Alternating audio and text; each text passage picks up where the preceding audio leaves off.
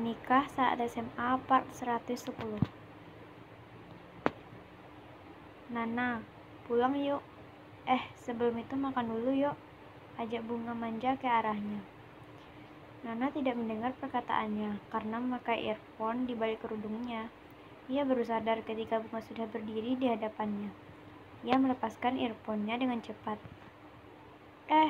Ibu Bunga, saya tadi pakai earphone. Tadi ibu bilang apa?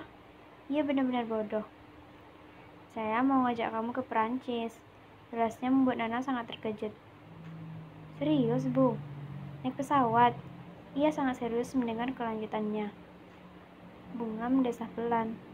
Naik getek ke Perancis, perapatan Ciamis. Nana mengernyit heran menatapnya. Serius, Bu? Kok naik getek? Emang bisa? Ini membuat Bunga senang jika ia menjadi sekretarisnya. Nana memiliki kemampuan yang terbilang bagus. Sebagai seorang sekretaris yang handal, ia fasih berbahasa Inggris. Ia juga selalu mengerjakan pekerjaannya dengan subscribe dulu ya. Serius dan lupa waktu. Terkadang mengajaknya pulang atau makan siang sangatlah susah. Tapi di balik kepintaran itu, otaknya terkadang konslet karena habis bekerja seharian. Itu menandakan bahwa dirinya belum makan. Memang buruk jika dirinya belum makan, tapi membuat Bunga mendapat hiburan baru. Percaya nggak naik getek sampai ke Prancis, sampai ke Ciamis? Lanjut dengan pertanyaannya. Ciamis? Katanya tadi Prancis. Oh, jadi Ciamis kota di Prancis? Jawabnya semakin Bunga terbahak-bahak.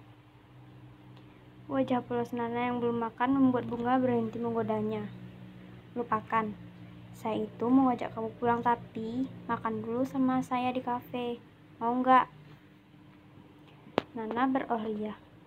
Iya, Bu. Wajah Nana berubah seperti sedang memikirkan sesuatu, dan ia terlihat sangat resah. Sekarang mulai mengernyit heran. Kenapa lagi tuh muka? Pekerjaan saya belum kelar. Dia memasang wajah kecewa karena belum bisa menyelesaikan tugasnya. Bunga menggelengkan kepalanya. Kesehatan lebih penting. Kamu bisa selesaikan ini di rumah atau besok, oke? Ujarnya membuat Nana tersenyum lalu mengangguk kecil. Dia bergegas membereskan semuanya, hingga rapi tertata di atas meja. Kemudian berjalan keluar bersama dengan Bunga untuk pulang bersama. Sekarang ini sahabat terdekat Bunga adalah Nana sekaligus rekan kerjanya, karena para sahabat Kiki, Dila, Adam, dan yang lainnya telah sibuk dengan keluarganya masing-masing. Skip. Boy merapikan kemejanya, kemudian menggulung lengan kemejanya itu, hingga sampai di siku. Ia berjalan santai melewati ruang tamu. Bunga yang sedang mengerjakan pekerjaannya langsung berdiri ketika melihat suaminya sedang terburu-buru. Boy, kamu mau kemana? Malam-malam lagi. Boy menghentikan langkahnya. Ada urusan, jelasnya dingin. Perasaan Bunga sedikit tidak enak karena jawabannya yang dingin dari suaminya.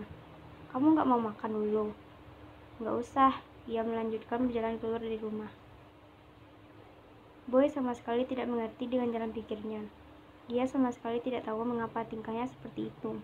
Yang ia ingin tahu adalah siapa Rita yang sebenarnya, dan apa benar Bunga adalah istrinya. Itu masih berkecamuk dalam pikirannya. Ia sudah keluar dari rumah menggunakan mobilnya. Ia melaju sedikit cepat. Ia sadar jika tingkahnya salah, tapi ia harus mencari tahu sendiri tentang apa yang terjadi. Ia tak ingin menyusahkan orang lain untuk terlibat dengan permasalahannya. Ia sampai di depan rumah besar. Ia memarkirkan mobilnya di depan gerbang rumah. Ia matikan mesin mobil lalu keluar dari dalam mobil. Ia menatap ke arah rumah itu yang benar-benar besar. Terlihat ada seorang wanita yang sedang berlari ke arahnya. Ia membukakan pintu gerbang lalu tersenyum kecil. Boy, ayo masuk, teriaknya bersemangat. Boy segera masuk ke dalam rumah. Wanita itu menutup kembali gerbang lalu berlari untuk berjalan bersama dengan Boy. Ia merangkul lengannya lalu mendekapnya erat. Boy benar-benar risih dengan tingkahnya yang seperti itu. Kena kau, Boy, batin Rita. Rita menarik lengan Boy dengan kuat. Berjalan terus menuju sebuah kamar, lebih tepatnya kamar milik Rita. Mata Boy berjelajah melihat kamar itu. Ia bingung. Boy berbalik dan mendapati Rita berada di hadapannya. Perlahan Rita berjalan mendekat hingga Boy semakin mundur. Rita, apa yang kau lakukan? Ia gugup. Rita menolong tubuh Boy hingga jatuh ke atas tempat tidur. Aku mencintaimu, Boy. Jelasnya membuat Boy mengenal salivanya kasar. Apa yang kau ingin bicarakan? Tegasnya. Rita langsung membuka mulut Boy dengan mulutnya. Tidak bisa berkata-kata lagi selain gairah yang diberikan oleh Rita. Kepala Boy langsung sakit, benar-benar sakit. Ia mendorong tubuh Rita ke samping, lalu ia berlari meninggalkan kamar itu.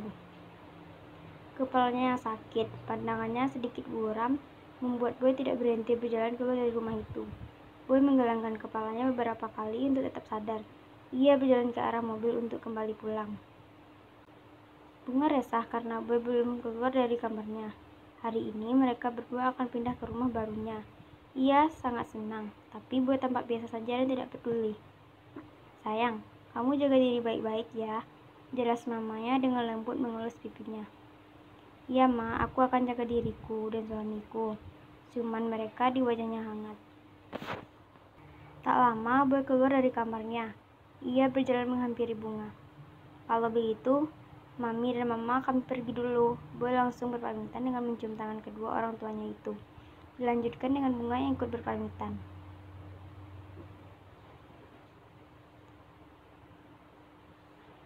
Mereka berdua keluar dari rumah diantara oleh kedua orang tuanya. Mereka masuk ke dalam mobil. Kemudian Boy menyalakan mesin mobil lalu keluar dari halaman rumah. Bunga tersenyum kecil karena bahagia akan pindah bersama dengan suaminya. Di dalam hanya ada kesunyian yang menyeruak. Tak ada pembicaraan sama sekali. Lirikan mata Bunga telah tertuju ke arah suaminya. Kemudian lirikan matanya kembali menatap ke arah depan. Begitu saja sampai akhirnya mereka sampai di rumah barunya. Boy berhenti tepat di depan gerbang. Bunga segera turun dari mobil, kemudian bukakan pintu gerbang. Mobil telah masuk dalam lalu parkir di halaman depan. Bunga berjalan ke arah pintu lalu membukakan pintu itu. Bunga masuk ke dalam rumah. Boy berjalan ke arah pintu dan ikut masuk dalam rumah. Bunga tersenyum lebar menatap ke seluruh rumah itu. Boy sedikit terkejut dengan kemewahannya. Selamat datang di rumah baru, suamiku. Ujarnya lalu berbalik menatap Boy dengan senang.